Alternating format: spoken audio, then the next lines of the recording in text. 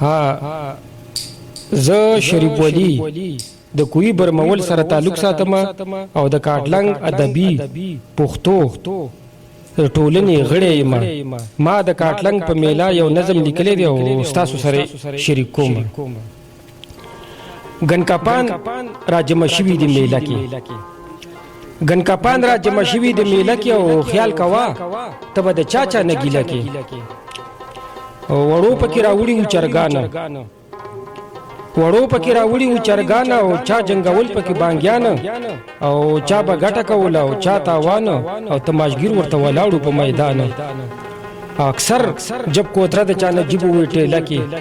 او خیال کوه ته به د چا نه ګیله کې او یو هلک پکې راوستې وه کولبا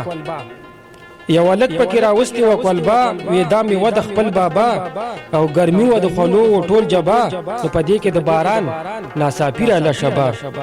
او یو غویې د خلکو وترېدو نو ورګډ شو په وله کې او خیال کوه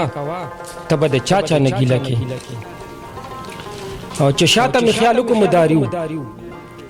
چې شاته مې خیال وکړو مداریو شکل خراب و ازاریو مارانې را پرېښودي وو څه غټ او سنریو او ټولې خبرې او کارونه یې بازاریو او نږدې مې خواله مه راځئ زما نه به ودرېږئ فاصله کې خیال کوه ته به د چا نه ګیله کې او د چولو پکې غټ غټ خانکي وو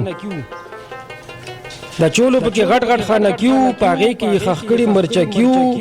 خلکو پې لړلي خپل وښکي وو درې په ځمکه او دوه ناس په کټکي وو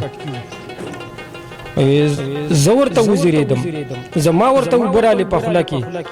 او خیال کوه ته به د چا نه ګیله کې او پټک پې خرڅولي هندوانې پټک پې خرڅولي هندوانې وې سرې سرې پکې وګورئ دانې او ښې مضبوطې وې درنې او په موبایل غږولې بیګانې دا هندوانې چېرته راوړې وې ټریله کې او خیال کوه ته به د چا نه ګیله کې یو پکې راوړي وو لوکاټ یو پکې راوړي وو لوکاټ انور ته یې غوړولي وو پټاټ وې دا مې دې راوړي د کوواټ او پخې پخې دانې دي پکې سماټ او شین چای باندې کړی و پتیله کې او خیال کوه ته به د چا نه ګیله کې او کباړي پکې راوړی غټ کباړو کباړي پکې راوړی غټ کباړو د کوټونو بنینونو سم په هاړو او ښه ډېر مخلوق ورته ولاړو او ځان له جنګولې لوی جوګاړو او خلکو چغې کړې چې یو ساده له چا څه ورکړه په کیله کې او خیال کوه ته به د چا نه ګیله کې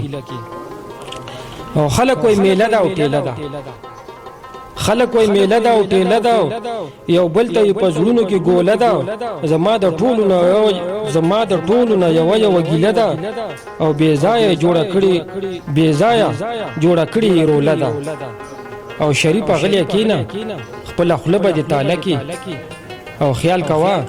ته به د چا نه ګیله کې او ګنکاپان را جمع شوي دي سب میله کې. والسلام.